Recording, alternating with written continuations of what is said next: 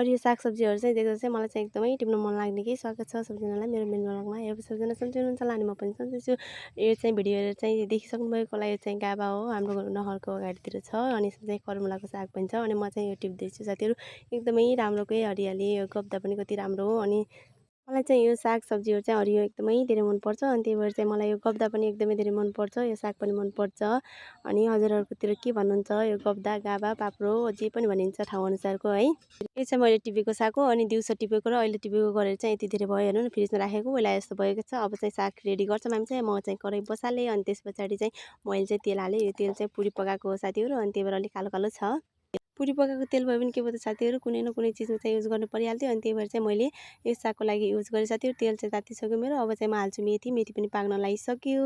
अब चाहिँ मेरो मेथी पाकिहाल्यो साथीहरू अनि त्यसपछि हाल्छु म खुर्सानी, सुकेको खुर्सानी। यस्तै फुटाएको चाहिँ एकदमै धेरै मनपर्छ कि मलाई अनि त्यही भएर चाहिँ खुर्सानी पनि पाक्दैछ साथीहरू। अनि आगोमा पकाएपछि यस्तो हुन्छ कि भाँडा कालो हुन्छ अनि त्यस पछाडि मैले चाहिँ मसी पनि लगाउँदैन कि अनि बेसार हालेँ मैले चाहिँ।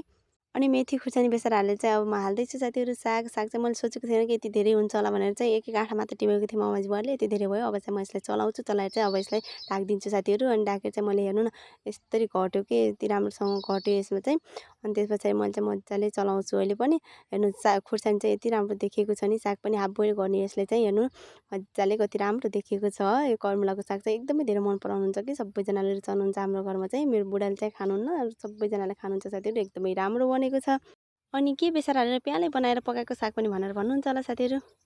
अनि यो चाहिँ बाहिर नालाहरूदेखि टिपेको हो नि त साथीहरू अनि बाहिर नालाहरूमा चाहिँ विषालु चिजहरू हुन्छ नि त अनि उसले छोएको हुन्छ, त्यही भएर चाहिँ बेसार हाल्यो भने विष मर्छ साथीहरू। मेरो चाहिँ सब्जी बनिसक्यो। भिडियो कस्तो लाग्यो? बाई बाई, भेटौँला अर्को